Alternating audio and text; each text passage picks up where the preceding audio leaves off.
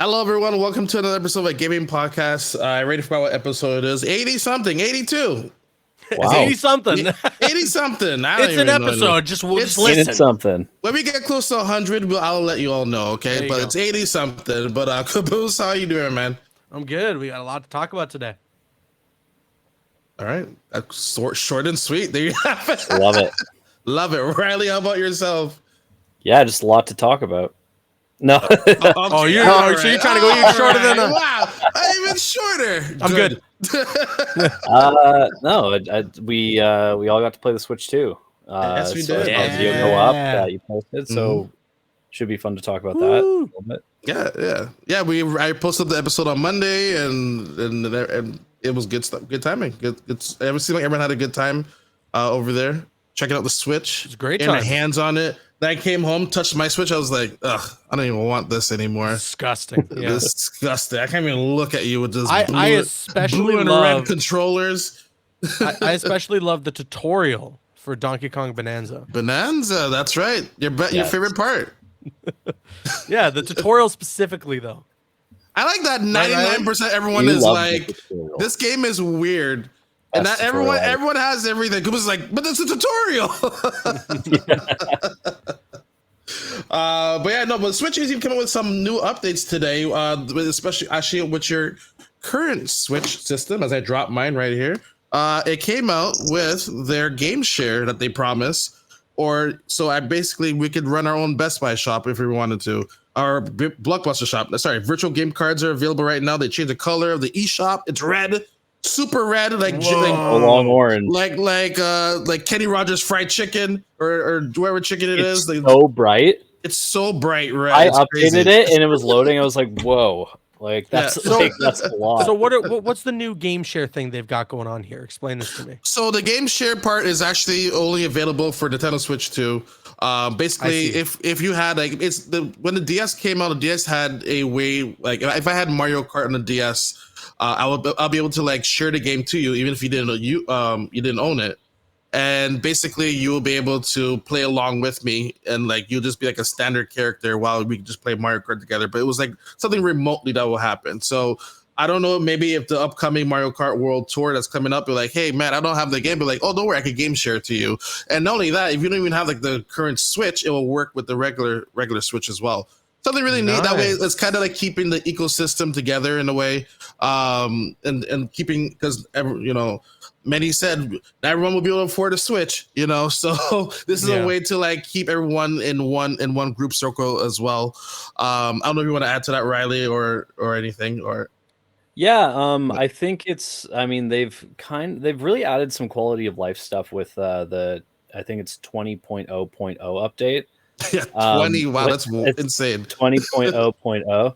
Yeah. But some of the cool things are the game sharing, which you can do with other family members on your service and stuff like that. So I can be like, oh yeah, my brother really wanted to try, I don't know, Mario RPG. I can be like, here you go, man, and just basically lend him a digital copy of the game for his Switch because he's on my family plan. Yes. And he'll have that for 2 weeks, and then it'll come back to me. Well, that's the virtual. That's the virtual game card. Yes, that's the virtual game card. So with the game sharing, I don't know if you remember this. Do you remember going to a GameStop or EB Games back in the day, and then they'd be like, "Oh, you want to try this demo?" And it will beam the game to your DS. Yes. Do you think they'll bring that back now to or GameStops, maybe even Walmart, Best Buy? Maybe conventions hey, instead of waiting in line, let's beam the game to you, type of thing. I think they could, and the cool thing is too, it seems like that sort of demo element is compatible, as you mentioned, with the original Switch. So you can let people sample these sorts of games right on the spot that they haven't. How often though, for a demo or something of that sort, are people going to go to a GameStop or wherever it may be to get their hands on? I mean, I guess maybe if it's something big, it could be a promotion with GameStop or Best Buy, Walmart, right? Where it's hey, we got the demo for Mario Kart World or Donkey Kong Bonanza. You can just come in store and try it out. And it's very similar to the concept you're talking about. But I don't know how often in general are people even playing, because I don't know about you, but I haven't in a long time played a demo for a game in store. I kind of just do my shopping and I get out of up there. in the gaming aisle or whatever. I miss those days too. Look all the way up to the TV. Yeah. Break your neck. Yeah. No, you're definitely right. I can't imagine going to a GameStop because I feel like you also have to be in the same proximity of being there. Right. Yeah. Whereas at the DS, it just downloaded that demo to your system. So I don't know. Right. I mean, yeah, I don't know what the distribution would be like, because like the biggest thing with doing a game demo generally is you have to prepare it separately, right? So if you just released it online, like that thing's getting insta data mined. So like, whereas like maybe there's a way to circumvent that in the store or something like that, or allow people to demo like a product exclusive game like at a convention. You could try it out, type of thing. Yeah, so I'm sure they'll do a bunch of cool stuff, and I hope that there's an element of, I don't know if you saw it, it kind of coincides with this, but Pokemon Home announced basically you can collect badges by attending different events and stuff like that, and you can trade them and stuff. So I wonder if there'll be an element of that as well, kind of like a throwback to Street Pass, but also like allowing you to celebrate in some of the bigger moments and events that they're probably going to put on over the next few years. Yeah. Like they're doing this game share, like they're so close. Bring back Street Pass, man! Like, what? You were this close. Just do it. Yeah. Like you're at I feel like they must have some big plans in place, right? Like they have to have some big. Like I want themes. There was a rumor going around. I don't know how substantial it is or if it's real, but for themes and stuff like that, like that'd be awesome. I want that. I want Street Pass. I want like a proper achievement system. Like I want that in a perfect world. In a perfect world. You said the A word. You're asking for too much now. Like maybe themes. Maybe we'll get a theme, a Mario theme. Super that would random. Be cool. Didn't they just finally start doing themes and stuff for PS5? Yes. They brought back the 30th that they said it wasn't coming back, right? Oh, they brought it back? Oh my god, that was like my favorite thing. I don't think it's back yet, but it's coming back soon. So they'll have PlayStation 1, 2, 3, 4. Thank God they're listening. Okay. Yeah. Cool. I don't know why they have a bunch of new games. I saw they had something there for Ghost of Yotei, or am I wrong? They do, yeah. Okay. Yeah, they have a range of different games. Ghost of Yotei, and then on the other side, Xbox they just added like Doom: The Dark Ages and Oblivion remastered. Nice. I love they're really good. PS4, PS3 era, where you could have like just full on like change the dashboard entirely. Oh, 100%. I love that. That was so cool. Which is the best layout though? Which one are you on? A lot of people say 3. Between the classics that you could choose from. I mean, I was PS2 all the way. PS2 all the way. Yeah, that's pretty iconic. Although I love the PS1 startup they had briefly. It's good. It's good. That'll be wicked if you can pick like which startup version you want, and then which lit you want. If you can separate it, that'd be nice. But I hope we just hit a point where we're able to like just totally revert the user interface to like the format that we remember. So like 360, like you're sliding through the blades and stuff like that. Like I would like to just be able to do that again. Are you talking like old 360, or are you talking the whatever they like revised, like midlife? Yeah. I don't know. The blades were pretty cool. I like them a lot too. Blades are really good. Yeah. If you get just like modern games and all that and features and stuff like that, but just displayed that way, if you could hop between like generations of the consoles, it'd be pretty cool. It'd be pretty awesome. I think PlayStation should take it a step further. When I boot up a game, if I have the PS2 theme on, they should make it so that I have to sit there in like anticipation, just hoping and praying that my game will actually start. You get the red background. It's gonna happen. It didn't work. Damn it! Pull out the disc, give it a wipe down, throw it back in. Yeah. It's wild. Like Nintendo, I guess themes for them started with the Wii. That's true. Like, it was just because the GameCube didn't really have anything. No, the Wii didn't have themes, did it? They didn't have themes, but it had at least a menu to select from. And it was just TV boxes and everything. And then the Wii U was just like a big plaza with people, and then just random Miiverse pictures and stuff like that. So I think the closest we came to a menu on GameCube was like scrolling through the memory card and seeing the emblems for all the games. Like that was pretty cool. Or did you like to hold a button to get like to keep it spinning or something like that? Yeah, There was like some. that's how you access the menu, I believe. Yeah. You held A or something, or you could hold Z and it would change the sound. Something like that. Yeah. Oh, that's right. It had like kids version, like laughing. I was like, this is weird, man. Yeah. Back with Nintendo, they have the virtual games card, something that you can try out. So if you have someone with with another Switch, you can share a game for 2 weeks. So you can run Caboose Blockbuster if you wanted to. So if you have another Switch, you could be like, oh, you want to try this game? Try it out. It'll actually remove it off your system and put it on theirs and everything. So that's available for you to try out. That there's like a risk there that, like, I know you're joking about the whole Blockbuster thing, but like, do you think that somebody could like basically be like, hey, I'm your guy. If you want to rent these games, it's $10 or whatever. Well, they will have to be in your proximity and on your family account. I see. Okay. And I think you only have a max of 8 people on a family account. So, yeah, but I think you only can game share 3. You only do so what you're saying is I got to hit up all my cousins and everybody in my extended family and say, hey, $10, you can try this game out. All right. Hey, you can try that. You know, that's a good way to in this economy to get new games. If you're like, hey, if you want me to bring you the latest games, $10 for what I have right now. Yeah, exactly. I think when you loan it out though, like you don't have access to it. You lose access to it. But apparently they found a way you can do that. Okay. If you're not online or something. Yeah, right? if you're not online, you can take that off or something like that. Sure. So and another thing, I'm wondering how many of you will actually do this. This is brand new for Nintendo. Forward thinking. I appreciate this offer right here, but they have a system transfer for Nintendo Switch 2 has been added, but you could send your system. You know how basically if you're like, oh, I want to trade in my system, but you got to do the transfer over. It might cost a lot, but like you'd be sitting at GameStop hoping the manager will allow you to do it. If not, they're like, oh, sorry, dude, you're out. You lost all your data. Well, Nintendo's like, hey, we got you. You could apparently upload all your stuff to the cloud. I don't know if I trust this cloud system right now. No. Yeah, it does. It does wipe your whole Switch though. It wipes out your entire Switch. Everything's in the cloud at that point. You have to wait. And it has an expiry date up to a year as well. So if you're like, hey, you know what? I know I'm getting a Switch in 6 months. Let me get this bonus right now. Maybe I don't know. And then I'll see you. I would recommend not doing it if don't that's do that. Yeah. Don't do that. Yeah.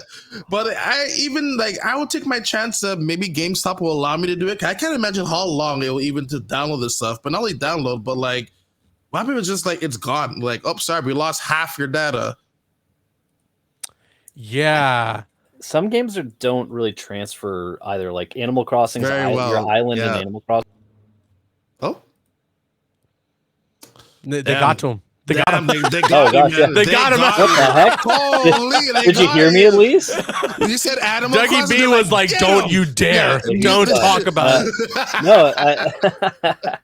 No, they have the Animal Crossing Island transfer app, which you need to transfer that. Yeah, so that's what I'm wondering as well. Like, will that go in? Because they said that will never go in the cloud. It still doesn't.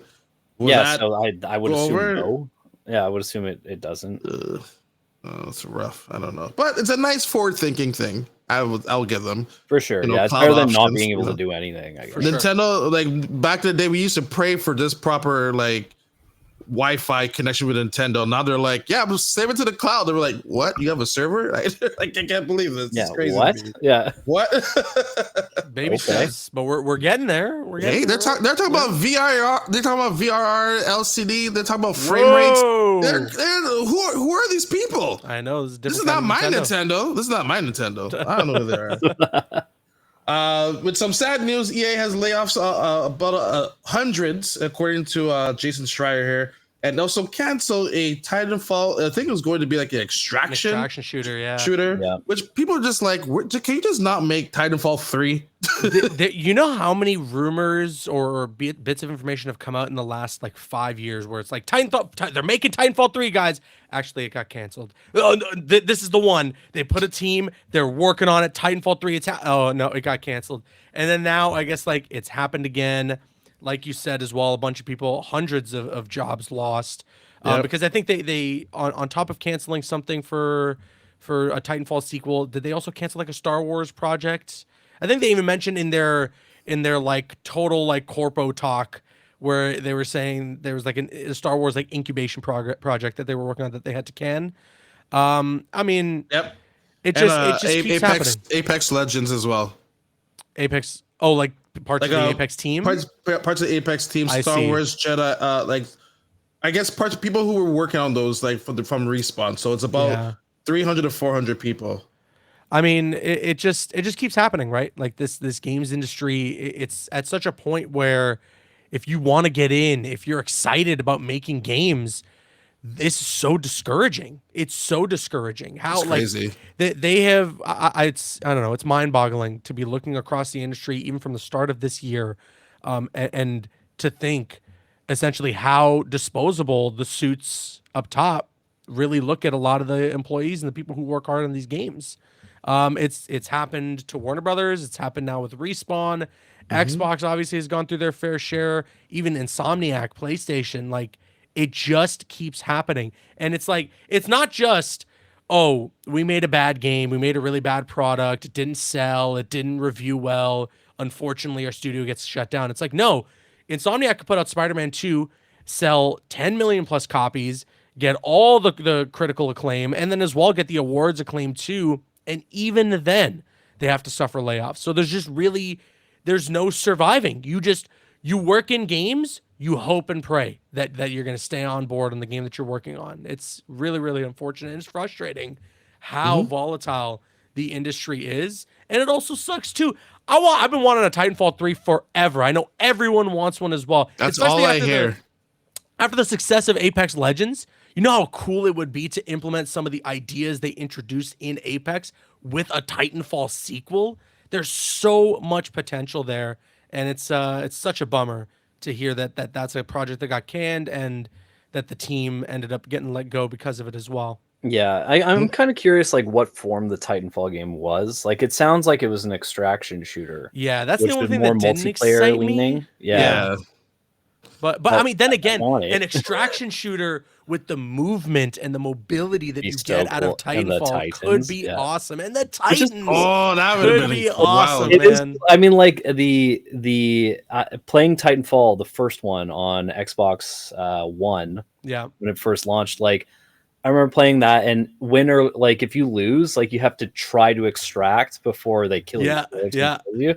And that was like the like exhilarating. So much fun. Yeah. So I could see like an extraction element like that being like a major. You're so onto something, actually. Yeah, I totally forgot about that. That's such a good mechanic. Yeah, I mean the wall running, the double jumps, all the movement that you get out of that game is so good. There's a reason why they did the spin-off into Apex Legends, because they knew they were onto something. Like they knew they had something, even though maybe it wasn't selling like gangbusters. They were very clearly like, okay, we got a good formula here. We just need to crack the code. And it sucks. It sucks that Titanfall 3, whatever this iteration was, ended up getting canceled as well. And this is one of, based on rumors, many times that Respawn has tried to do Titanfall 3. They know the fans want it. They know that people are clamoring for it. But this is the one where I guess the studio, or not studio, but the people behind it kind of got thrown to the curb. Do you think this is the case of like, cause it's not like it was like really early development where like they probably looked at it, but like, hey, extraction shooters are in now, but would it be in by the time this game comes out? But potentially, that's a good look at it too. I mean, you look at Marathon right now. There's the it's a closed alpha. It's an invite only thing, but even then, there isn't a whole ton of buzz. Like I've gotten to play it. I'm not gonna lie. Like the gunplay is good. I'll never say like Bungie just hasn't made a bad FPS. They know how to make like the guns and all of that feel good. But just I don't know. Like as an extraction shooter, I saw someone post on this online. This is not my original thought, but like I did agree where it feels like it gives you so much as an extraction shooter. It's very forgiving. You know, so if you make a mistake or if you mess up or if you die, you're right back in the fight. You don't have too much to worry about. And I think that's one of the bigger faults of the game. So extraction shooters as a whole is a genre that I think is extremely niche. Like outside of Tarkov, there isn't a whole lot of talk about extraction shooters. You need like a university degree to play Tarkov, man. Yeah, Tarkov I know, it's insane. So complicated. It's insane. Yeah.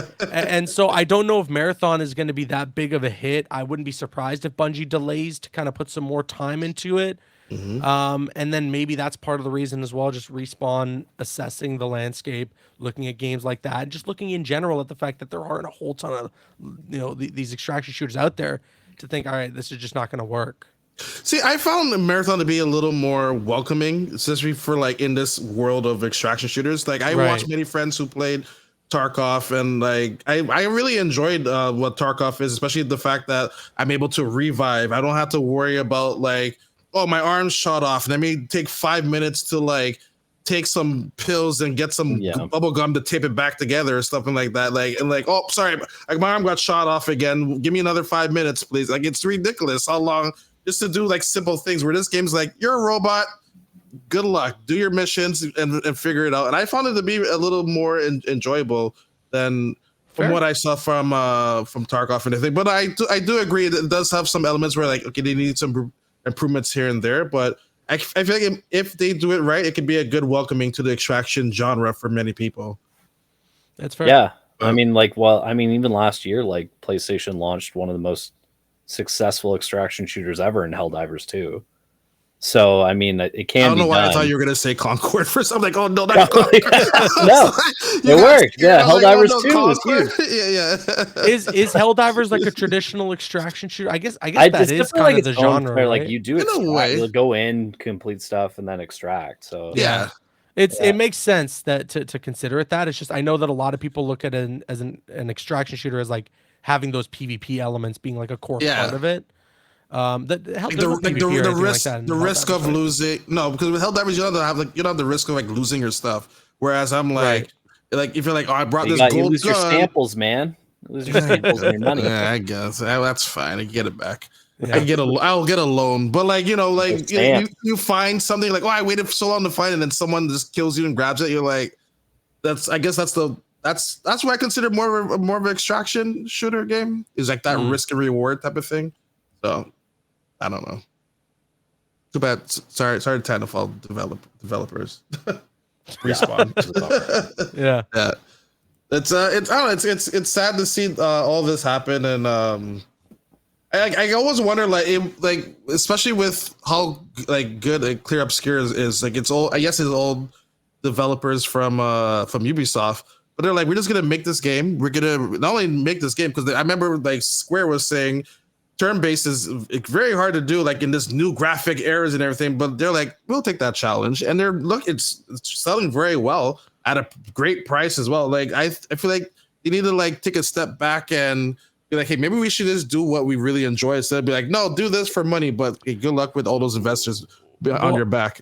I mean, this is kind of the era we're in right now for the games industry, right? We're seeing these founding fathers of the games, the big wigs, right? Your Sefton Hills of Rocksteady leaving and starting 100-star games, right? You have people who worked at Monolith who were like veterans at Monolith. They left, they went to start their own studio, right? This is starting to become the trend. Everyone doesn't want the guys up top to see them as expendable, to see them as just like cannon fodder, like when it's time to make some money, we need to cut the budget. Let's just get rid of 400 employees. So like, you know what? Let's just go start our own studio and make the game that we want to make, and that's, and then you get a game like Expedition 33, which people are saying early contender for game of the year. And I mean, who knows what the rest of the year looks like, obviously, but I think you could say it's locked in for a nomination at the very least at this point. I would definitely say so, or especially for RPG of the year. 100%, right? Yep. Like we're not sure what the rest of the year looks like, but based on these reviews and especially those user scores too, it's not just that like the critics love it. Like people who are playing it are like, this is freaking awesome. Yeah. And I love that. And I love that team of 30 people, very small. It looks gorgeous too. Insane visuals. Music's amazing. That small. Yeah, like my hat's off to them. Phenomenal. Charlie Cox, Daredevil, one of the voice actors. Yeah, like that's awesome. Yeah, really, really good cast. He's the guy from Balatro, right? So yeah. So big ups to that team. Shout outs to that team for what they were able to do. And it looks like that's just what we're going to see a lot of people in the industry do to find a level of success, right? Like inevitably, what it's going to come down to is the people who are passionate to make these games will disregard whatever the trend is. They'll disregard whatever someone's like, well, we should do this because everyone else is doing this. Like, no, we want to make a turn-based game. That's what we think is that's what excites us. They go and do it, and again, look at the results. Yeah, and I think too that's a big part of that is a result of the layoffs. Like, these people want to make games, they enjoy making games, so if they can't go anywhere, they do their own thing, and then we get a ton of really cool results like Expedition 33 and stuff like that. So I think that'll continue to be a normal thing as these layoffs continue to happen. Other studios will start popping up. Yeah. Yeah, it's just that they also run into the risk of like being bought out as well. It starts a vicious cycle all over again, type of thing, you know. I also want to bring it back to Nintendo here for a minute. So we all know Nintendo games up in price, 110 for Mario Kart with World. We're still trying to figure out where the other $20-$30. We sold out of it too at Walmart. Oh, really? Damn. It's cleared out. Like, it's the games are selling. See, the thing about that is, like, I mean, obviously, I'm happy for you guys, right? But man, we'll have more. Hey, Riley, good for you, Riley. Good for you. You did a good job there, pal. No, but like, just to find my wage, boys. But like, the problem is, it sets such a dangerous precedent for going forward. Like GTA 6. I'm saying 90% chance, 90% chance. I think no, I don't think they go that high. I don't think they go that high. Here in Canada, I think they could, and I'd pay. Here in Canada, no, I think it'll be that 110 that Mario Kart World was because sure. Mario Kart World is the game that's like, we can do this. We're Nintendo. We're allowed, and then everyone was like, yeah, we'll buy it. We'll spend the money. And so Rockstar, I'm sure, and the entire industry is watching very closely at what the sales numbers look like to be like, yep, we're going to do that too. And next thing you know, but you know, I wonder how that's all going to shake out, right? Because you're going to have there for sure. Yes, you're going to have the big ones like a GTA 6, or who knows, maybe even like the next Spider-Man or the next big Marvel game, right? Because like all of a sudden licensed games become a lot more feasible. Yes, like a Spider-Man. It's exactly. Like, oh, well, we can pay for that cost for the licensing or whatever. If we upcharge by like 20%, as much as if it was a homegrown IP and we could only charge X amount. Like, but then I think as well, you're gonna have like someone like a Ubisoft come around and be like, Skull and Bones 2, $110, baby. More bones. Mario Kart World can do it. Why can't we? Double the bones. Why is that even a potential option? What are y'all talking about? Okay, we're talking about the Mario Kart World being more expensive and the precedent that sets for the industry as a whole for games like a GTA 6 and going forward, how games could be charged more, but how there will be some games that they think they can charge more for, but will lead to like colossal failure. Basically. Right. So we're discussing about why is Mario Kart more expensive than a week's worth of groceries then. Okay, cool. Got it. It's just like, again, I'm excited for it. What I played was really, really fun. But there was nothing there specifically for me where I was like, I have to pay more for this, as opposed to in Mario Kart specifically. I think just in general, like what it would take to justify that, compared to playing Metroid Prime 4 when I was playing on the Switch 2, or I mean, I know some people didn't really love it, but I had a really good time with Donkey Kong Bonanza, right? There's just when I'm looking across the board and I'm playing all these games on Switch 2, there isn't one where it's like, no, this is the one they should be charging more for. You know, it's just all like, charge me the normal price of video games, man. Because you know it's gonna be the Mario Kart. It's gonna be Mario whatever 3D adventure. It's gonna be Zelda. Maybe that is all coming. Maybe Pokemon. I think Pokemon for sure. Especially with the double versions. You know how they like to sell two versions of it. It's gonna be $200. Oh my god. I do think like what they're showing and allowing us to see in that experience versus like how it's going to land with the full experience, I think will be a world of difference. Like I do think that, like Mario Kart World is going to be obviously a very large game, like open world, this, that, different modes. Like unlock, I don't know how many It's gonna be hundreds that of game that characters everyone they're gonna plays have. consistently to the end. You know, basically. so when those reviews start dropping and it's hitting 9s or 9.5s, then it's gonna be like, oh, okay, now I understand the scope of this a bit better than like a 20-minute hands-on can really show and demonstrate in terms of like rewarding the player for their experience. That was the only fair. That was the only drawback that I felt about the whole experience. Like my thoughts, kind of overall, I enjoyed it. Like it was my first sort of Nintendo event I got to go to ever, so I'm happy. It was a fun time. Yeah. But I do think that some of the games that were there did not play well with the 20-minute time limit. I felt that that was kind of what gave Donkey Kong Bonanza a little bit of disservice, because I felt that 20-minute first basically tutorial is not indicative of what the final game is going to be like. So I came away thinking, yeah, it's all right, but it's not, as far as like, is I going to play this day one? I don't know. And I'm going to have to rely on reviews of the full game, as you said, Riley, of just like in order to be able to know, okay, this is going to be worth my time. I think that Mario Kart kind of being the standout sort of launch title, it makes sense. Like basically that's the only game that I think that probably demoed the best, because we had the option, or we had the ability to be able to play two modes, Grand Prix and Knockout. And I think that was sort of the best way to showcase that game to everybody, to be like, yeah, this is going to be worth playing. Like from what I played for that, I'm like, I could see myself just going competitive in knockout mode for a while, or I could see myself going into Grand Prix and learning all the different shortcuts and all the different what if I go on this handrail or this. Like I can see like myself learning the strategy within each as I'm playing. But stuff like Donkey Kong Bonanza, I'm like, I don't know what kind of game it wants to be yet. I think Metroid, probably out of all of the others other than Mario Kart, seemed to kind of was played the best, because you got a little bit of the new stuff, and maybe not necessarily the psionic or whatever, the mind control sort of stuff that they were kind of promoting in the trailers, but you got the general gist of how the game is going to play in mouse mode, which is exactly how it's exactly how they play. Like they want you to play in a mouse mode, and it's like, that's a great showcase. But I think a lot of those other demos, it was just random 20 minutes. I'm like, that's not enough. Like I see the logistics as to why they had to do it that way, so I'm not knocking Nintendo for doing it that way. But for me, even myself, like I wanted to take a look at the settings menus. I wanted to take a look at potentially what accessibility was there, and I didn't get to see any of that.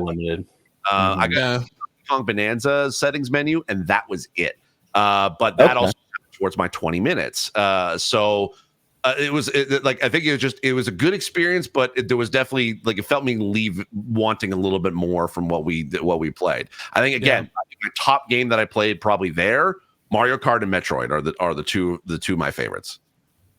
Yeah, I think too, it's like especially Mario Kart and Donkey Kong, because I played Donkey Kong, I'm like, oh, I can see this being really cool. But like it's a collectathon without any sense of reward, because you just have to pin it through like a 20-minute session. I'm like, okay, this is like, I'm not really getting it. Like I get it. I understand that I can punch through the ground and, tunnel through to find bananas or this or that, or these characters will show up, or I'm fighting crocoroids and stuff like that. Like I get it and I appreciate it. And I think I'm going to have a ton of fun when I have like, just like, a few, days or weeks to just like take my time and go through it.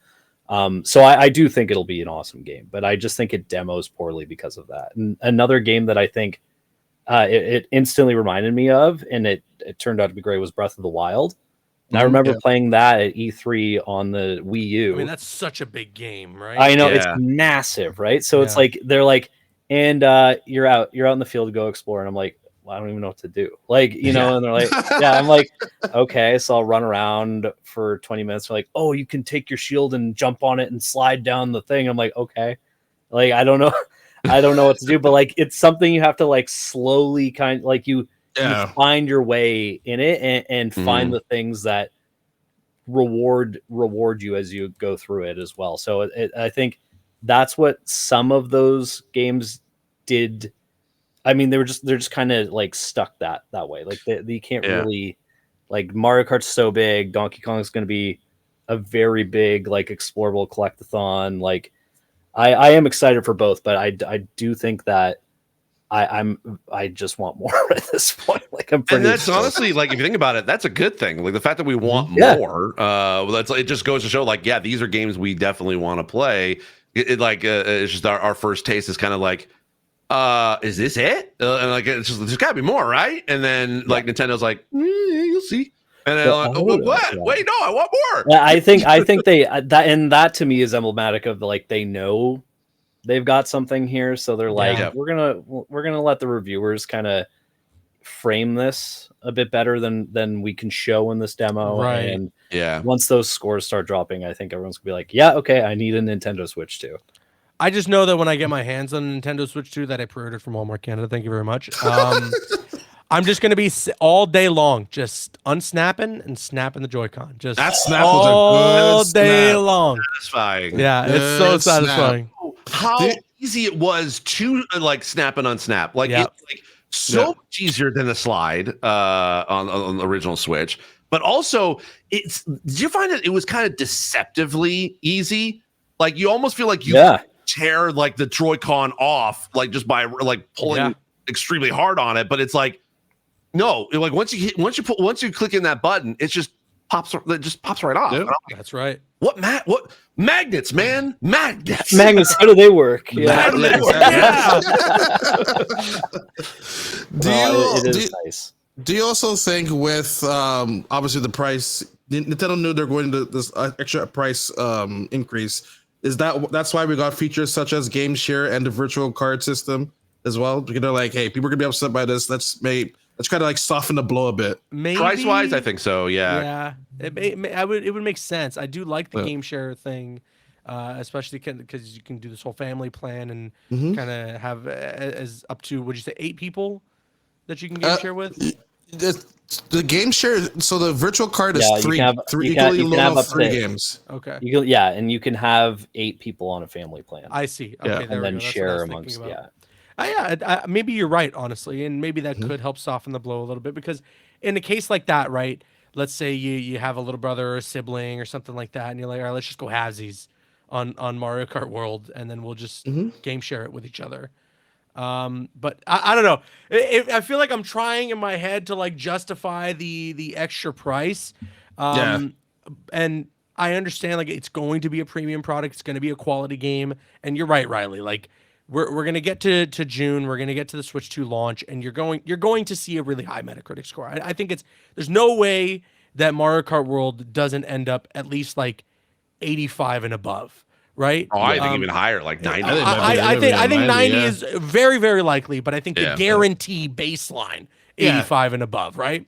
Yeah. So it's going to be a really good game. It's just, I don't know, like same with GTA 6. I know GTA 6 is going to be a good game. I know it's not going to be bad. Maybe the story might not be the greatest, but I know in terms of playing it, experiencing it, all of its gameplay features, all that stuff is going to be good. Like we're teed up for a great game. Right. But do I really want these really good games where they absolutely have the right to charge me more, set the precedent for the people who shouldn't be charging more, still try to? That was 100% my next point, because it's like we're still going to be paying the same price. Skull and Bones 2! Yeah, it's like that's where we're going to be paying like the same price for bad games. Skull and Bones Bonanza.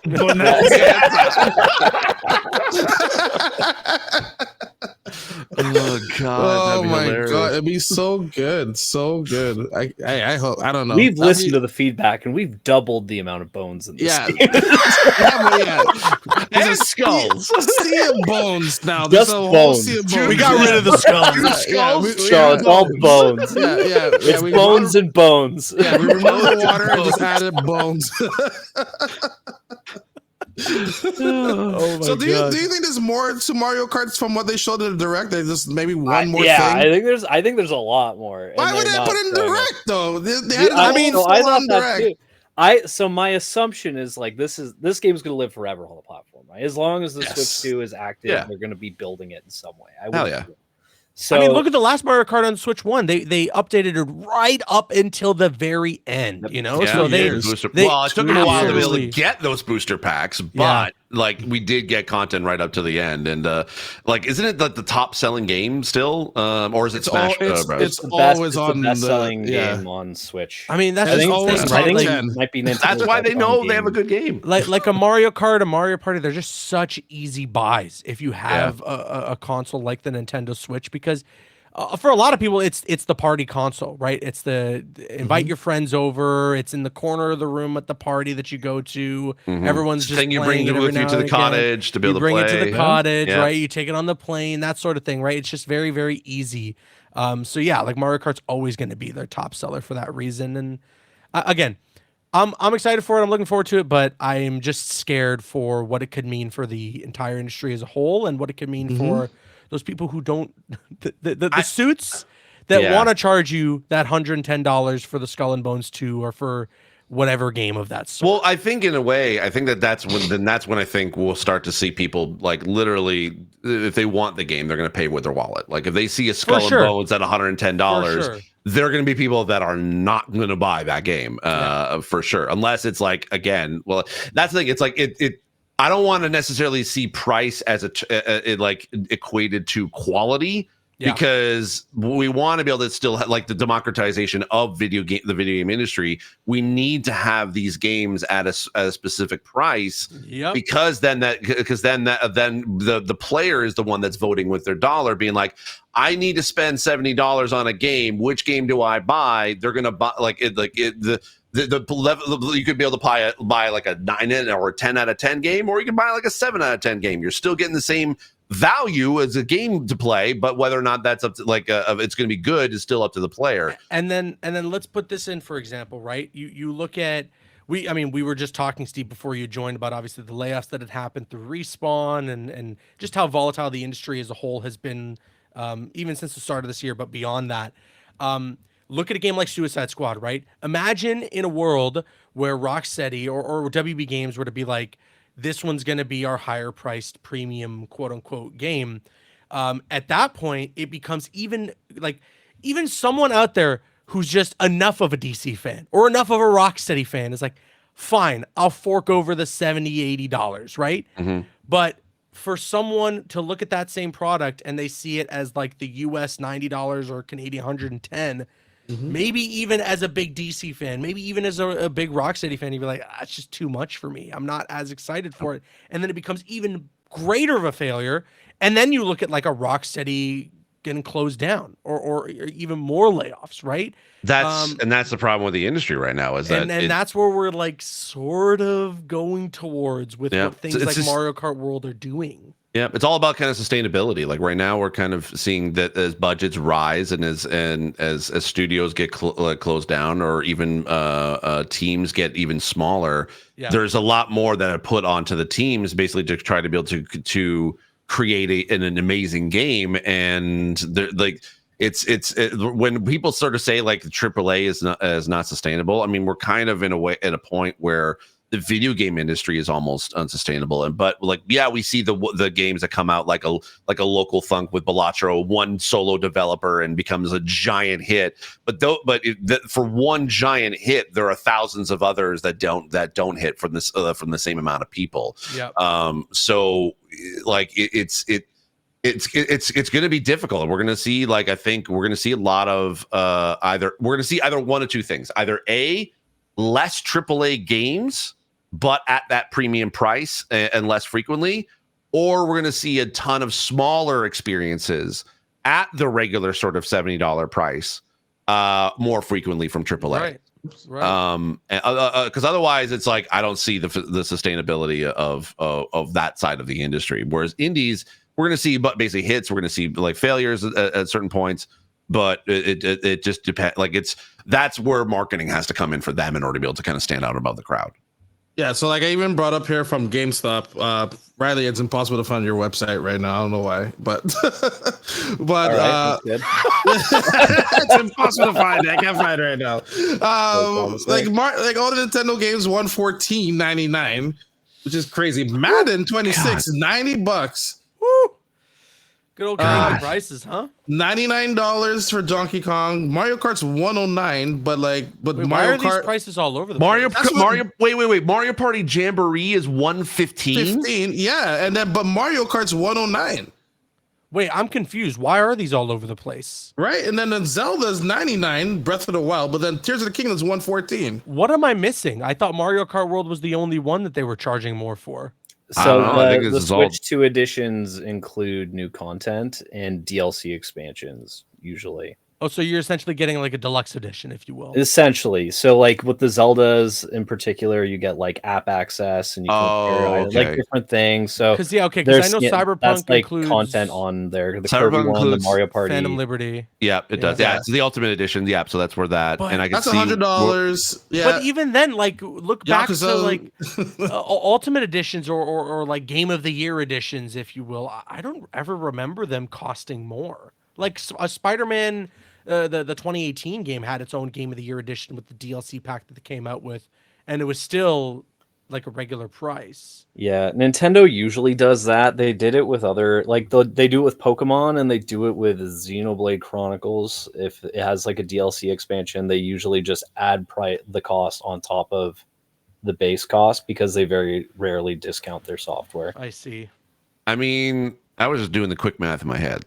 There's 7 of us on this pod. We could all go in on a family plan and share these games back and forth. Yeah, that's pretty much what we're looking at this point. Like, I think that's because, like, I don't know, like, this is why I talked about, I think on previous episodes, is that it's going to confuse the market. It's going to confuse families when they're trying to be able to go and look for they see the new Nintendo system out there. Okay, we're going to get the new Nintendo system. All right, we're going to get these new games. Okay, wait, Mario Kart's 109, but like Madden's 89 and Kirby is 115.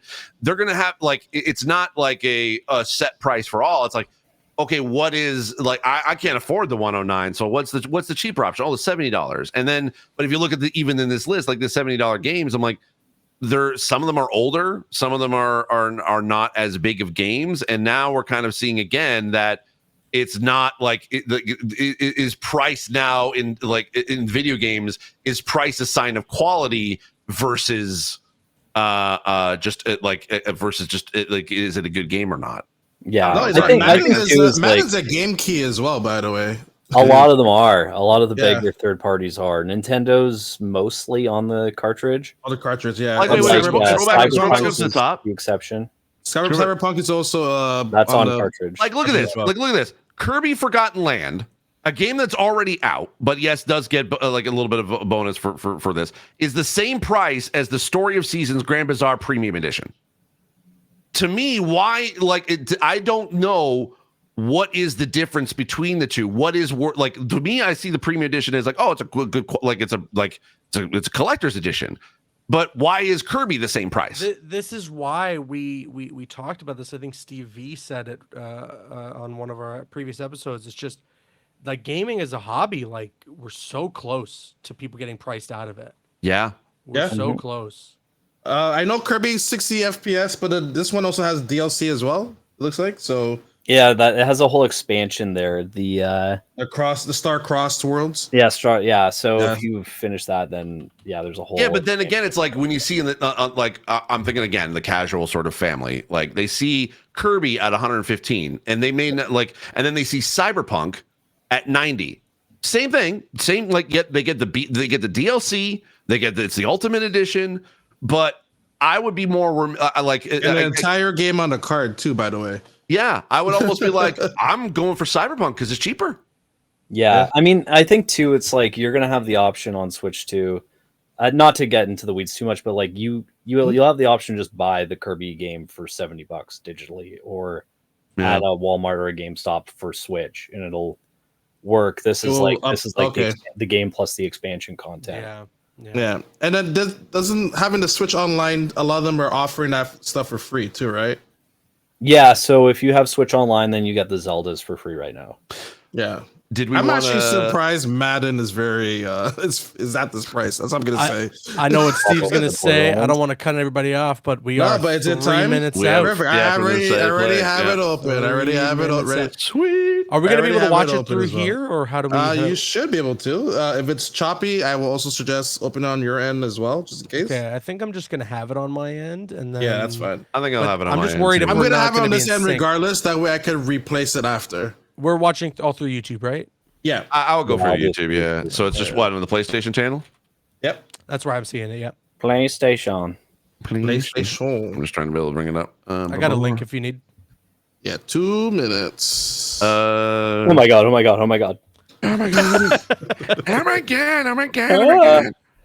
What I will do is I will mute the audio for it here, and then, but like, I just need it up so I can replace it later. Gotcha. Okay, so I see on my end premieres in 60 seconds. Is that? That's what I'm looking at too. That's Yep. what what I'm I looking got. at as well. I'm there. Gameplay deep dive. I am. You know, I there. didn't hate Borderlands 3. I think the quality of life fixes from 2 to 3 were great. It's just this, there's so much to live up to when Handsome Jack is one of the greatest video game villains like ever. To have like True. even a good villain in a Borderlands game. So like I think that's always now it's got to be the struggle from when you start a new Borderlands game. It's like, okay, we know we're not going to do Handsome Jack again, but can we make a compelling villain at least? You know, like I mean, the something trailers that's kinda at look least like- similarly interesting. Yeah, the trailers kind of make it seem as if like there's an interesting villain. I'd be curious to know Yeah, more. it looks like there's like this whole like war going on. Yeah, it's very the thing for me with the Borderlands series, and this is the thing I'm worried about this gameplay deep dive, is that is it going to be just the same old, same old? Is I it know, going to has be it the gotten looter old? shooter? It's kind of has gotten old, and Yeah. is the humor going to be the same? Because the humor has been the same for 15 years, and that humor has gotten old. Like, Yeah. I get that that's sort of Borderlands sort of like style, but I'm like as someone who is still like not necessarily in like loving the franchise. I need more. I need more to be able to like. Why for a casual fan? What is it going to? What are you going to do to bring me in? Yeah. So, anyway, Well, here's yeah, my we're touch. gonna find out in a couple of seconds. It will be Yeah. premiering in very shortly. Me shortly. Shortly. It's almost time. I never know whether That was just pretty good voice. the video or like when it's at this point, or is it just sort of like just like let it go? Yeah, I think just it'll just start when it starts. Should be any second now. Yeah, that's what I'm thinking. I'm hoping. Yeah. I'm praying. So, who's excited for Thunderbolts this weekend? Refresh. It will Oh, just. there it is. yeah, I see refresh. 158, 57, 56. I'm at 55, 53. 53 Oh, now. You guys are ahead of me. Yeah, you're ahead of me. I'm at 55. Refresh that bad boy. Yeah. Ah! Yeah, I'll pop it a little refresh. I'm at 149, 48, 47. Yeah, I'm in the same. I'm at as you, 40. Caboose. Damn. None of this is working. No. I mean, we could just watch on the. I'm gonna mute my YouTube and I'll just watch on the. If you can you have audio on yours, Marcel, or no? I muted volume? it. I muted it on this. Oh, You want me to just put it for us. on? Let's see if we can Yeah, hear. let's see. Yeah. The quality looks okay. Oh, now you want my screen, huh? Oh, now it's gone. gone. And now it's gone. We only have a minute. You ruined it. You had your chance. ruined. You blew it. There you go. Yeah, Oh, that works. I can hear it. That's good for me. Okay. I know sometimes it buffers, but you know. I think we should be okay.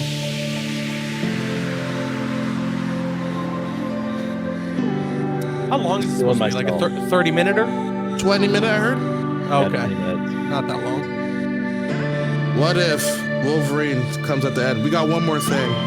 No, they said it's dedicated to Borderlands. Those up in the Borderlands. Just completely outshine the dedicated state of play that they got.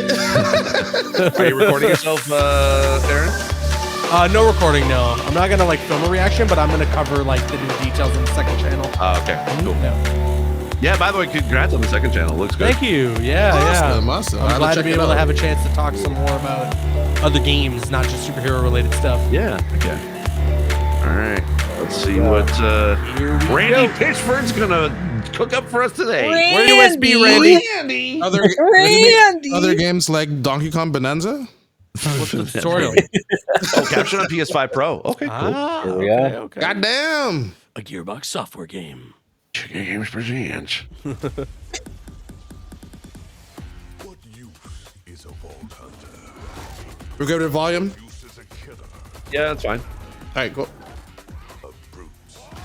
Oh, Breaking, loot taking, running, and gunning natural disaster. damn, this 4K is good.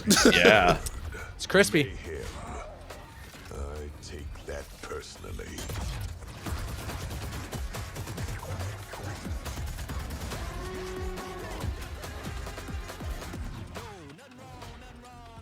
Elephant.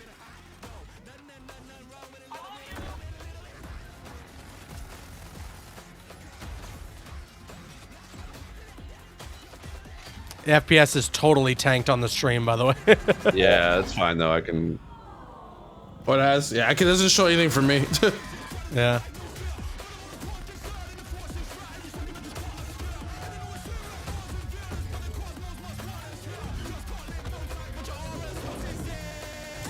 Be advised, a citywide curfew has been enacted. Violators will be shot on sight. What the hell?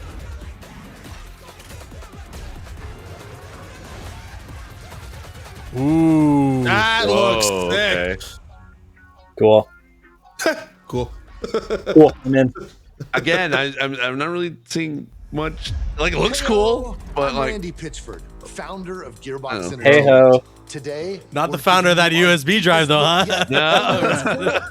all the excitement, loot, and This gnarly shirt carnage and all hairstyle, running I'm on here for it. PlayStation 5 Pro. Ooh, vehicle. oh, okay. Since creating the looter shooter genre nearly 16 years ago, we've continued to refine the formula, delivering better loot, greater freedom, and endless mayhem. And with Borderlands 4, we've pushed things even further.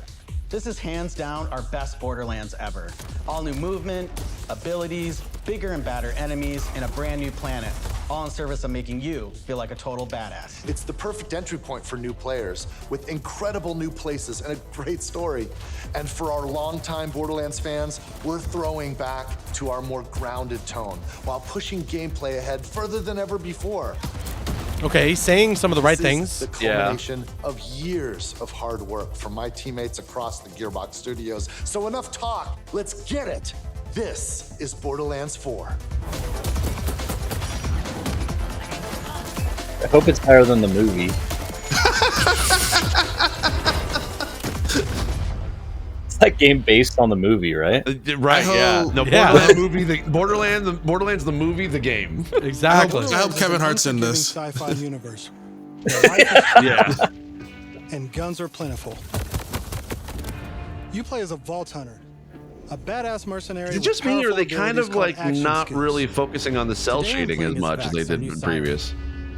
She wields supernatural phase energy to Oh, devastate. you Oh, can, she's right? siren. There, but Like it's Use that it's still energy the to kind of like empower cell shading herself, style, just not as like or pronounced channel like it to conjure outlines as deadly the they more used like to. earthy, alongside her. kind of like realistic. Yeah. And because everything's better in co-op, I'm joining as Rafa, a former TDR soldier who wears an experimental Is exosuit. split screen coming back? He can digistruct an arsenal of weapons, like the I don't razor-sharp know. arc knives. This is on Switch These too, are as two well, of the right? Whoa, whoa. Most likely. The whole Borderlands on the regular I think it Switch. showed up in the Borderlands Switch 4 2 takes Direct. place on Kairos. an Oh, you're all-new right. planet Oh, you're right. steeped Yeah, in yeah. conflict. For thousands of years, the Timekeeper kept the planet hidden, controlling its inhabitants with bolts, cybernetic implants fused to their spines. So Anyone more. who stepped out of line was brutally Oh, crushed good. by his army of synthetic soldiers known as the Order. That is until 6 years ago when Alpha showed up. This rogue moon was teleported away from Pandora at the end of Borderlands 3 by the legendary vault hunter Lilith. Oh, that's right. When it reappeared Oh. across the galaxy, it crashed into the protective veil around Kairos. The results were devastating. A planet-wide cataclysmic event that disrupted the Timekeeper's perfect order. Now people all across Kairos have started rising up, some even ripping out their bolts, and chunks of their brain along with it. That's the situation our Vault Hunters have crash landed into. A planet ready to explode, and you're the spark. As you explore, you'll meet a cast of incredible characters. Fan favorites return, like Zane and Moxie. Nice. Very cool. You'll also meet new friends like Rush.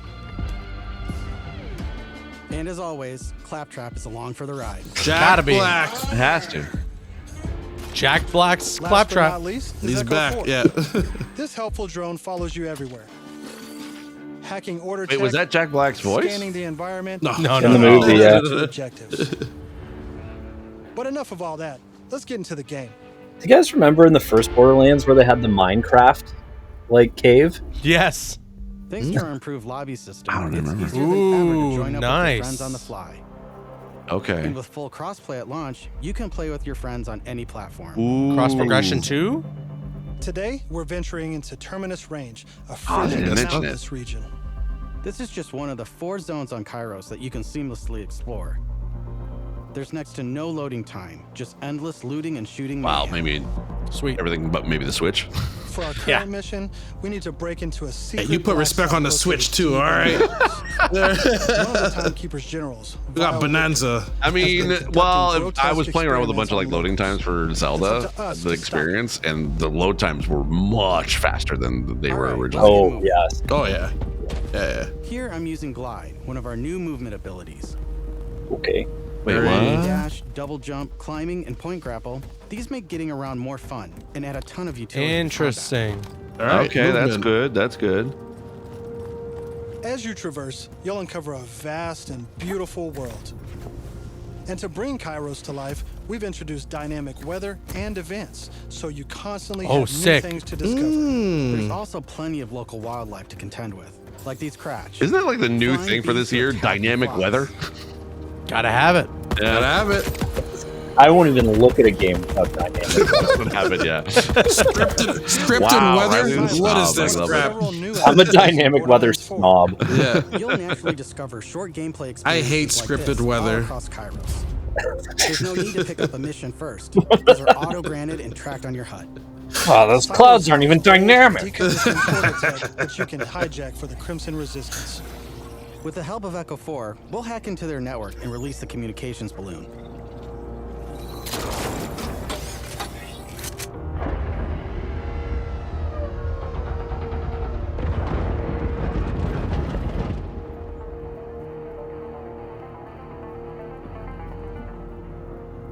Hey, what's the other player doing? Now that we're Oh, in charge, following we you. can fast travel to Chillin'. the silo. Hitting the And gritty. as a bonus, In the gritty, we yeah. reveal the approximate location of a vault key fragment. We can collect these fragments to unlock a hidden vault, a high-level dungeon with challenging combat and serious loot. Not necessarily a fan of the UI. Looks a little weird. Low contrast and smaller Let's text get after it. than I would want it, but it's not bad. Is he gonna run out of boost here? Hmm? Oh yeah. Oh, is he gonna take fall damage? Nope. Okay, Not that's bad. good. Another nice thing about silos is you can zip line up and take off. Was the Damn. jump? It's like Apex. Yeah. Huh. And then you can use And if glide, that's not just kind of fast glide enough for yourself you, down. You can always pull out your personal vehicle, the Digirunner. The hell is this, Halo? Hit boost, Sick. You can customize the body, paint job, and even how it handles. And because this is Borderlands, you best believe it has guns. Best believe. As you traverse, you'll I mean, encounter a of host course. of dynamic events. From order patrols to world bosses, there's always something to shoot and loot.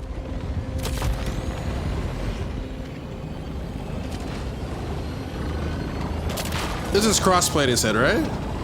Yes. Yes. All right, we're coming up on an order outpost. Let's see the new movement abilities in action.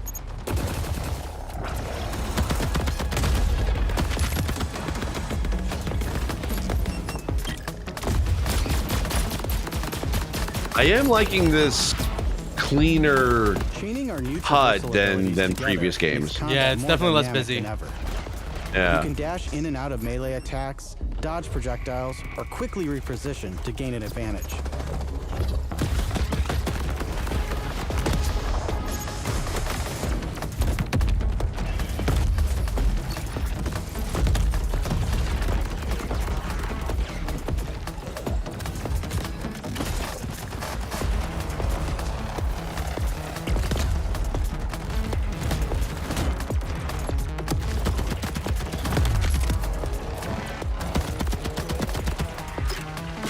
I'm waiting to see a gun that like is a creative gun. You know what I mean? Yeah. Like, so far it's just shoot gun. Now I know that there's a vault fragment around here somewhere, but we've got a mission to get back to. Let's pull out Echo 4 to show us where to go. Ooh, I like this. This is definitely good for accessibility. That is very helpful. The Tigra Partali herself, Amara. She's a former vault hunter and exotic pet sitter from Borderlands 3. She came to Kairos in search of Lilith and is now helping us take down the Timekeeper.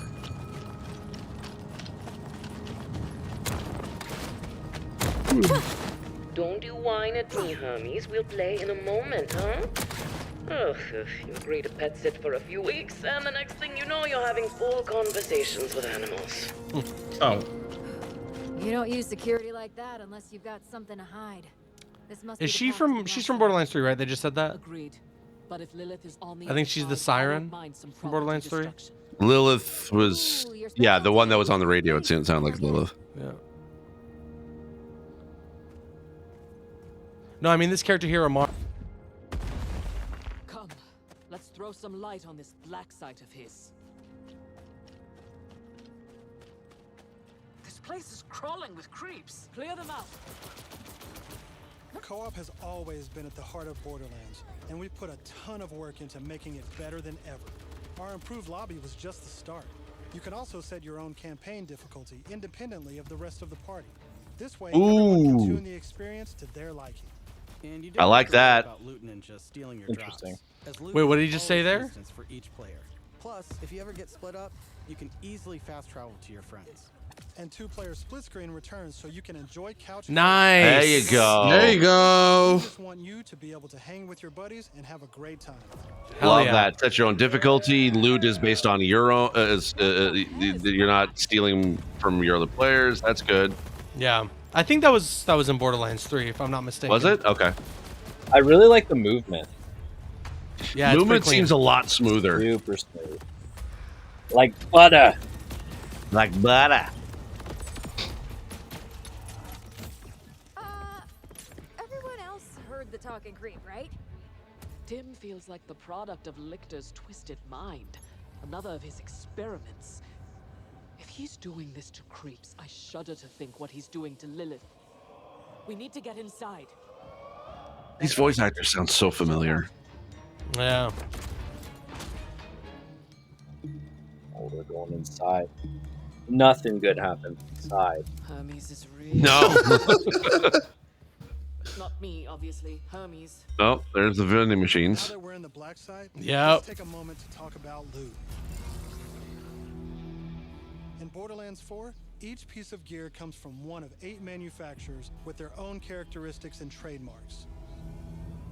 There's Jacobs, with crit-friendly black powder weapons. The elemental expertise of Maliwan, Okay, nice. who solve lower accuracy with more bullets. The top That's Borderlands staple, right? Yes. I love Tidor. Okay, yeah.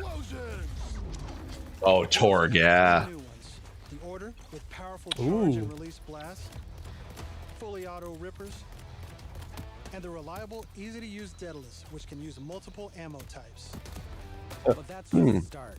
Interesting. We've introduced an all-new licensed parts system. This allows for behaviors and abilities from multiple manufacturers to spawn in a single weapon. For instance, this flat-off assault rifle features a Torg mag, Hyperion shield, and a Maliwan elemental switch, meaning it shoots fast and explodes things. The higher the rarity, the more parts that can randomly spawn, creating wild and wild. All right, so this is what's drawing me in. I was waiting to see show me some guns. Oh my god! There it is. All right, that's pretty sick. To support playing with your favorite manufacturer, we've added enhancements. This new type of gear replaces artifacts and provides bonuses to specific manufacturers. I'm not loving this UI. My current enhancement. It adds a kill bonus to all. You not like it, or you do like it? I'm not loving it. In the OG games, it would just pull up the menu to the right of your character wherever you are in the open world. Yeah. I much prefer that. There's it's kind of almost Destiny centric with a lot of like the perks and all that stuff. Finally, we've heard your feedback, and we've overhauled our drop rates and loot across the game. We've worked hard to make sure all our gear feels better than ever, while also making rarity matter again. This makes for our most satisfying loot chase ever. And at the top of everything are legendaries. These have always had unique effects that you won't find on any other piece of Jesus gear. Christ, that guy's dead, okay. They drop too often. This not only devalued this is awesome. it made everything feel less valuable. In our new system, what not the only do hell? all guns feel great, but now legendaries can truly be special. Oh, events. shoot loops, guys. That's We've crazy. added the magic back to our loot chase, and we know you'll love grinding all that great gear on Kairos. But let's get back to combat so I can show you All right, my they're favorite winning gun, me over. Ordnance. This is the new gear slot for grenades and heavy weapons like rocket launchers. What? Shit. I love Instead it. of taking up a gun slot and ammo, Ordnance now has cooldown timers. Jeez. No more saving the big guns for boss fights. Now you can blow stuff up as often as you want.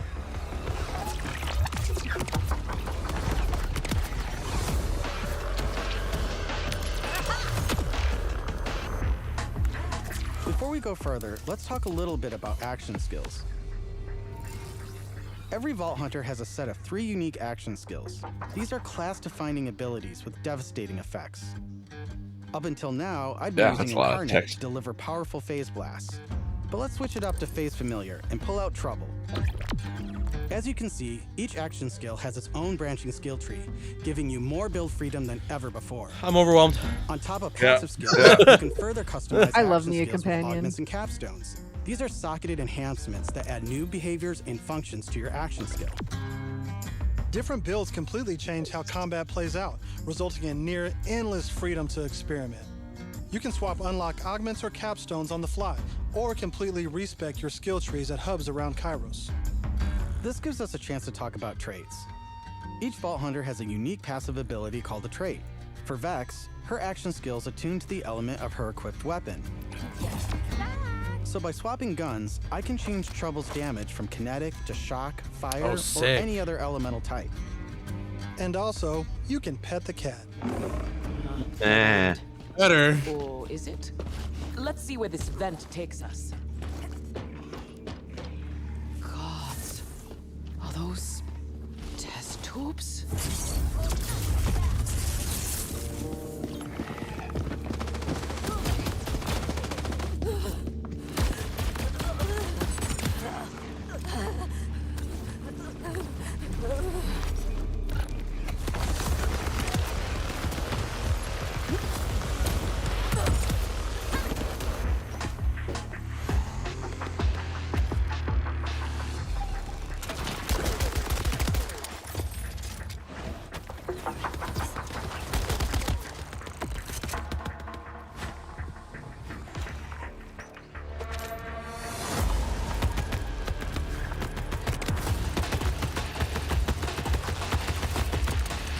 I'm down.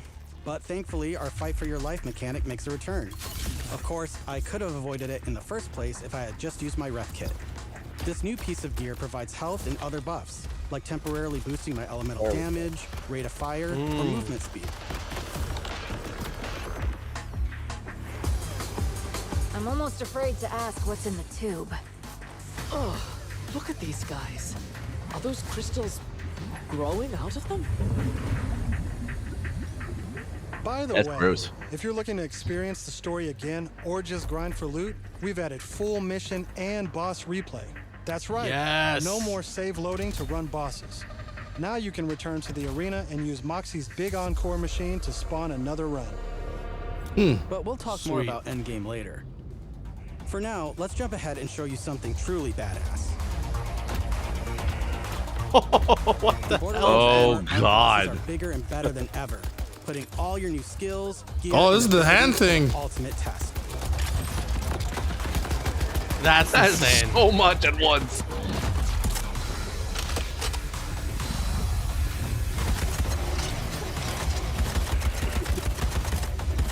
Jesus Christ. Whoa, whoa, whoa, whoa, whoa, whoa. Spoilers. That's enough of that for now. I was gonna say they're giving us a But we lot. look forward to showing you much Right? more this June at our first hands-on gameplay event. And somehow I still want more. And from everyone at Gearbox, thank you for joining us. Woo! Oh yeah. And the game's coming out earlier. Yep. Yeah, they pushed it up like a month almost, right? September 12th. And he didn't show us a magic trick once. Thank God. I know, right?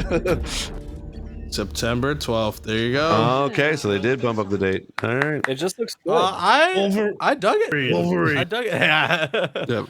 I dug it. I liked what I'm seeing. Some of the quality of life improvements sound good. I think just from frame one, them saying that they wanted to have it be a bit more grounded is nice. I think Borderlands 3 was like, they were committed too much to like, well, you guys thought Borderlands 2 was funny, so we just need to make everything funny. Whereas like what made Borderlands 2 so good and comedic is that like there were those serious moments and grounded moments. It's part of as well why Handsome Jack's just such a good villain. Yeah, the gameplay looks really nice, looks refined. The one thing that I was like reserved about was like, oh, these guns look pretty middle of the road. You know, I wasn't really hyped about them. But then they started showing like the legendaries and what some of the more like unique weapons and what they could do. And I was in. So honestly, like that walking gun, that sold me. I mean, like, I'm with you, Steve. It really does look like just more Borderlands. Yeah. But if you can just give me more Borderlands that's refined with a good story, I'll keep coming back. Like that's what I've been waiting for, and that's what I've been wanting since Borderlands 2, and I didn't quite get with Borderlands 3. I'll say as someone like as a newcomer, or at least like I've played a little bit of I think 1 and 3 enough to be able to at least know what the game is like. Right. This one, it's like this gameplay showcase, like or state of play. I don't think it's going to sell people on jumping into this if you're a first time Borderlands player. Because if you're kind of like it just sort of seems like, yeah, the quality of life improvements are there. I could definitely see that there's it's worth up calling this Borderlands 4. Let's just say yes. But as far as like, is it going to bring in a newcomer? The fact that it's a continuation of the story from 3 ish, and even though it's a new story, but I was kind of maybe hoping for a potential like sort of mini soft reboot to kind of bring in new players. And I don't know if this was this showcase was more dedicated to here's just for the Borderlands fans, and then maybe something later to like, hey, if you're brand new to the franchise, this is what's going to draw you in. I don't know if that's going to be the case, but I mean, hey, it looks good. It feels like it's a little bit more simplified than previous games. I felt I was a little bit overwhelmed in 3 when I was trying to like, what the frick is all these weapons? I don't know what the heck to do. I don't even know what to choose from. Yeah. But the fact you can be able to sort of pick a weapon from a different company and you get to modify it if you like that and you want to keep that same weapon going, that's cool. Because then it's just like, then you're not like sitting with decision paralysis, being like, do I take this weapon that just dropped now, or do I keep upgrading the what I like and what I've got? Yeah. Yeah, everything looked really really smooth too. Sure. And I'm very happy. Split screen's gonna be there. They have this is one of like the last living games that appreciates the couch co-op experience. And is trying to keep it alive. So that's always awesome to hear. Crossplay is great. I would have loved to heard something in regards to cross progression. I know cross progression is just not that easy, and that's why not a lot of games have it implemented. But crossplay is always good. That's going to be it's going to make it nice and easy for you to play with anybody, regardless of the platform. It looks solid. It looks solid. I'm excited to learn more about the end game, about those boss battles, about what it looks like to get some of the more rare loot in the game. And then, yeah, take it from there. It looks like we're heading in the right direction with the game, and hopefully the story is good.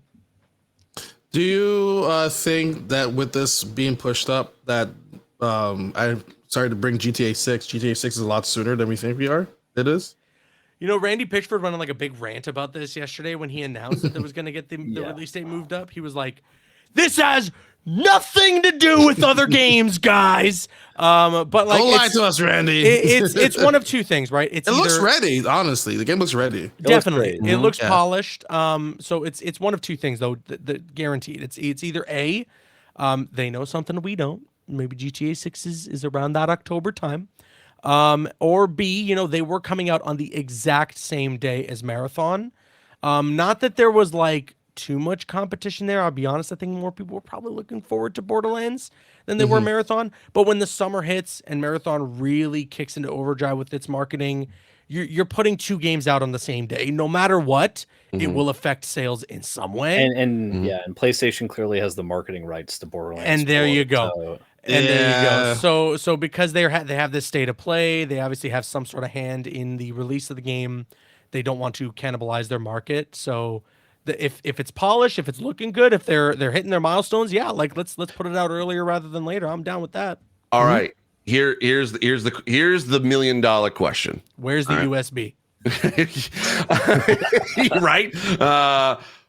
Where do you think GTA 6 is going to fall? My guess is October. Now that they've moved it up to early September, I'm thinking October. I think October. Yeah, late October. Would you like to put a date on that so I can write this down? Riley, you go first. Oh, me first? Okay. I'm gonna pull up my calendar here. Let's 14th.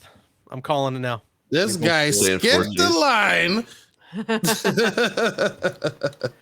I'm gonna go October 23rd. Okay. I'm going on. That's a Thursday. Yeah, I know. I'm going October 9th. Okay, Sammy. I was also gonna go October 23rd. Or you? is Yeah. Thursday? Yeah. Hold on. Am I missing something? I thought Tuesday was usually the drop. You can tag team So it. they kind of rotate it, but sometimes games release they usually go Tuesdays or Thursdays. Okay, And then all of Nintendo's releases. Then I'm Because if you changing think my about it, answer. September The 12th week- is a Friday. The week of October 13th. So either the 16th. 14th The whole or the week? 16th. The No, whole you week. get 1 day. You get the All right. 14th. Yeah. I'm gonna choose you the know what? 14th. And you're going to lose because it's going to be October 16th. So sorry to tell you. I'm saying that's what I'm saying. Like I think like Listen, if October you guys 9th. want to know what day it's coming out, let me book a vacation or something sometime in October. Oh, It'll okay, there we go. probably Then we'll release know. Yeah. at that exact same time. because There I'm you thinking go. because the way I'm sort of thinking of it is that because it's like because I know that they would like not necessarily that Rockstar will consider like sort of reviewers in this process, but if you think about like just away from 2K's perspective, so you got September. This is why I'm saying October 9th. September 12th to October 9th, it gives basically about a month. Reviews for Borderlands 4 will kind of already be out, and then it gives basically about 2 to 3 weeks potentially for reviews of GTA 6 to come out. And I would imagine that probably GTA 6 reviews would probably be maybe a week before launch or within that launch week.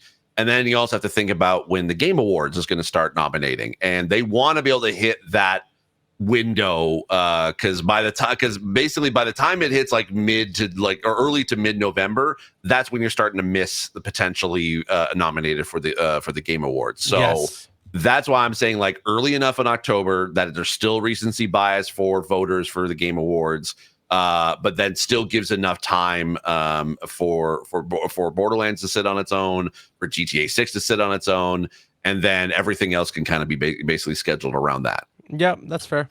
They could also just ruin Halloween, just go October 30th and be like, screw you, scary games. We're You could. we're the real gremlins. Why do kids keep ringing my damn doorbell? I'm trying to play GTA. Trying to play GTA. I'm trying to play GTA.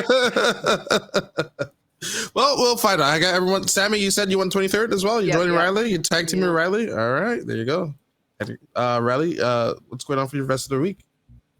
Not too much. We have a few things coming up at Walmart in terms of restocks and stuff like that.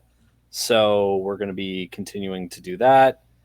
And yeah, that's pretty much my focus right now. And then it's the weekend and I get to chill out. I'm actually going to head up to Muskoka. Nice. Oh, hell yeah. Let's go. There you go. Yeah. Nice. The weather is hopefully gonna be good for you. I hope so. And just chill. That's where I'm from. So I'm just going to go home with my parents. Are you bringing home any handhelds with you to play? I'll probably bring Switch. I'm debating because my wife is going to Florida with her niece for a cheerleading competition, so they're going to Disney. That's funny. I went around this time last year, and there was that same cheerleading competition or whatever that was happening over there. Wow. Yeah. That's cool. So she's going. So I'm like, well, I may as well just go see my folks. Nice. So Yeah. yeah. Your Switch's last trip up north? It might be. We're getting down to it Oh, now. yeah, I mean, that's next wild. week we're going to be a month out from launch. Sorry, little guy. Let me take you out back, little guy. Sorry. Don't old Geller, your old Switch. I'm sending this Switch to the farm. Just look at the flowers. Look at the flowers. Man. Look at the flowers. You need to make that as a meme for Walmart Canada, being like the last Switch. the last trip for the Switch. There you go. There you go. Steve, what's going on for you? Yeah, I'm still putting out coverage from the Switch 2 experience. I've so far I've been kind of doing it every day this week on my YouTube channel. I've been putting out videos about what I played. I started off with basically talking about the hardware at the beginning of the week. I've already talked about Mario Kart and Donkey Kong Bonanza, and then the rest of this week is basically Dragon Drive, Cyberpunk, and Metroid Prime 4. So that'll be on my YouTube channel. And then I'm just about basically ready to, I was going to announce it today, but I just got too busy, but it'll be announced tomorrow. Next week is PAX East. I am a special guest there. I have 4 panels that I'll be involved with, but then I also get to announce that I will be one of the official dungeon masters at PAX East, where if you want to learn how to be able to add disability mechanics into your game, you can be able to sign up and be able to play a game with me. I'm doing a session pretty much every day of PAX, except for Saturday, because that's my busiest day for panels. But I'll have all that those details, I think, hopefully by the time this episode goes up tomorrow. If not, just stay tuned to my socials. Steve Saylor, pretty much on all socials, and I'll have all those details there. So hopefully, if you're going to be at PAX, come see me on any of the panels, or sign up to play a game. It's an original game for me. I've just designed this. You get to take the adventure home with you, and it'll have disability mechanics, pre-made characters, and a whole adventure for you to be able to play at your tables. Awesome.